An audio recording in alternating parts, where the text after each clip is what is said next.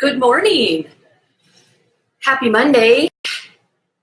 Hope everybody's doing well. We have a topic today that I am extremely passionate about, to say the least. And that is improving nutrition for our children. But before we kind of tackle this, because this is a touchy subject, right? Sure, way to lose friends is to tell people how to parent, right? And tell them what to eat. And now we're combining those two. So I want to make this absolutely clear. The information that I'm giving you and the passion that I have around this subject has absolutely no judgment attached to it. So anytime I've ever given talks to families or schools or at my old coaching facility, you can kind of see that the hair on people's back goes up because this is a sensitive topic. And as parents, we feel judged if we don't think we have done the right things by our kids' health. But judging yourself is very counterproductive, right? What it actually does, it continues to make something revolve around you and your guilt for something instead of actually taking steps to improve it and make better choices for yourself and your family going forward. So anything I say to you, I promise you, it involves absolutely no judgment. It is to light a spark in you and to tell you the absolute truth about health and nutrition for your children and how important it absolutely is. Hello to all of you that joined me on Instagram too. I'm waving back at you. So thanks for joining me this morning. So let's just start with this, that if you don't make your kids' nutrition a priority, unfortunately, you are setting them up for a lifetime of chronic health issues and the risk of struggles with their weight or even obesity. For those of you that struggle with your weight or your nutrition now, think back to when you were a kid.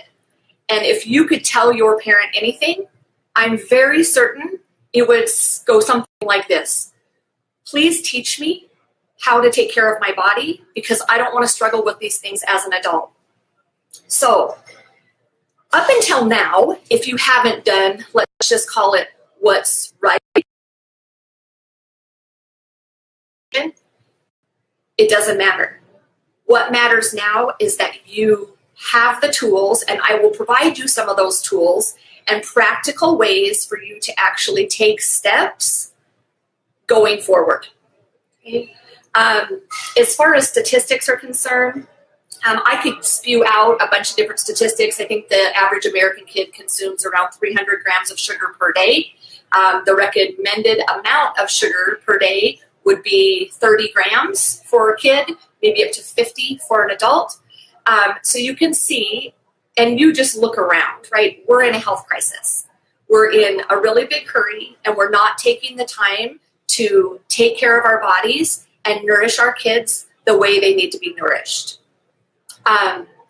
So step number one, you have to change your mindset around healthy eating.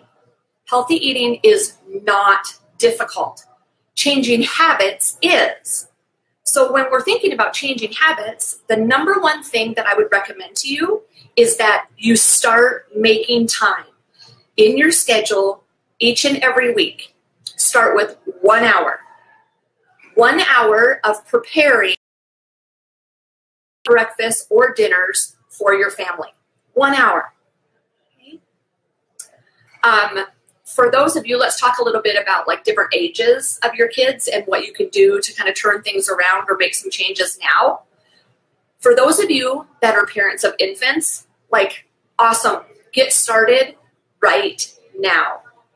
Your kids are so shapeable and they will mold into what you teach them. And most importantly, what you teach them by example. So start with your own nutrition, and then do not fall into the trap that there are kid foods and there are adult or real foods. Not true. Kids will eat real, healthy, nutritious food if it's introduced to them, and introduced to them over and over and over again. Okay? I get comments from people all the time. They're like, well, kids just love sugar. Well, you made them love sugar. Kids don't have a car. They don't have a driver's license. They don't have their own money to go purchase sugar. You obviously are buying it for them, or maybe a grandparent, or unfortunately in schools, right? So take control of your actions, okay? You're buying the food, and if you have infants, get started right now, and absolutely no sugar in the diet. I can tell you now, full disclosure, I've made a lot of mistakes as a parent, but creating a healthy diet for my daughter is not one of them. And I can tell you that now that she's 11 years old, she is capable of making her own decisions when it comes to food choices. Now, 7 out of 10 times, if given the option of having a dessert, she will say no. Okay? That's our job as a parent, to help instill healthy choices for your kids as they grow into adulthood. Okay. So what about you that are parents of toddlers or maybe even school-age kids, and you have allowed a lot of packaged foods or a lot of sugars, maybe even sodas or lots of sweet juices in their diet? What you need to do is start replacing those unhealthy items with a slightly healthier version. Okay? And how you decide what is a healthy version and what is not is you need to start reading packages. If you visit my Facebook page or my Instagram, yesterday I posted a picture of the back of a package. It was like cupcakes, like Hostess cupcakes that I happened to come across when me and my family were grocery shopping. And it honestly just sent me through the roof. The list of ingredients was probably at least no less than 50 ingredients long, none of which are actually real food. Okay? So reading packages is critical. The food industry is not the health industry. The food industry is meant to sell you food. That's it. So you got to flip those packages over and read the back and look at the ingredients. Okay?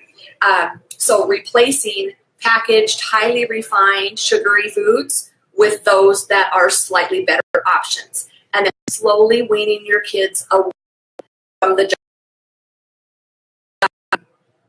And that involves you not buying those items. Okay? And this is a shout out to any of you guys that are teachers or are active like participants or volunteers at your school. Please help me in getting the message across to teachers and schools that we should not be rewarding our children with sugary foods. There's little temporary tattoos, stickers, erasers, pens, pencils. Those kids will cherish that stuff so much more than they will a bag of licorice, right? So parents, get active with your school and let them know, please do not reward my child with sugar. And now for those of you that have teenagers, and you may be saying to yourself, oh geez, I really dropped the ball. Like, hey, it's all right. Don't beat yourself up about it. The reality is you are not in a position at this time to do a lot of changes, right? By the time our kids are teenagers, they're making most of their own decisions. But what you can do is change your own diet and help educate them so that they can see firsthand from someone that they highly respect and highly love and look up to what a healthy life looks like. And that starts with eating real food yourself. Okay. So your takeaway for today, this was a lot of information, and I really just wanted to plant some seeds in your mindset. Shifting mindset away from healthy eating is somehow deprivation or depriving your kids, and that those people that are healthy are somehow missing out on life. I promise you, we're not.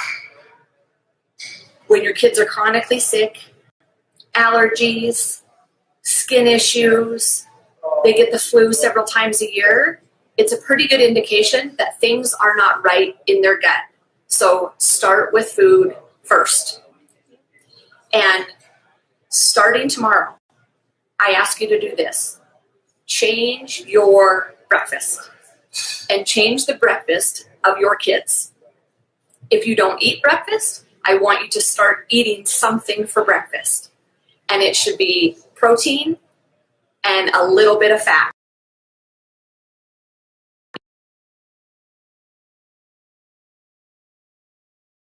And an avocado or a little handful of nuts. Take the cereals out of your breakfast. Like cereals, gotta go. Change breakfast first and don't worry about tackling everything else until you have fallen into a new habit and new routine of eating a good, healthy breakfast. I promise you, the reason I say breakfast is because the difference you will feel in your energy and your mood and your kids' ability to sit still in school and actually learn is going to skyrocket. So when you can feel those benefits in your own body, now it becomes true. Okay? So start with breakfast. Be patient. Keep reintroducing foods that your kids may turn a nose up to at first. Their taste buds are constantly changing. So don't give up on a food just because they won't eat it once. Keep on reintroducing and then seek out items that they enjoy that are healthy and non-packaged foods. So shoot me over any questions or hit me up if you feel like you need some more advice in this area. I also wrote an article, I think it's coming back out today, a while back, that was called "You Don't Have the Right to Destroy Your Child's Health." Now, that title may get under some people's skin, but I'm okay with that because it's all truth in there. And if you feel slightly convicted when you listen to this or you read that article, then that's a good thing, right? It means that I'm getting you closer to taking some action. So be patient. No judgment. What you've done in the past is done, but today you have a few more tools to improve and make better choices for you and your kids tomorrow.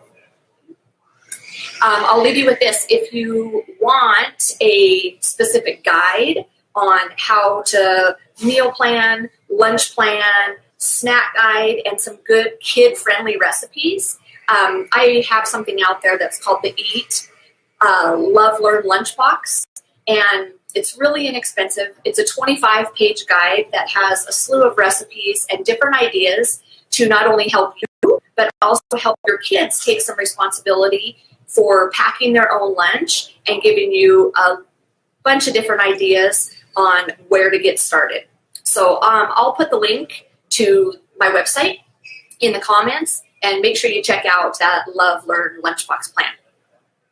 Happy Monday. Thanks again for joining me. It's always great. We'll be back next week, and I haven't decided the topic yet. We'll see what comes up between now and then, and I look forward to chatting again. Take care. We'll see you soon.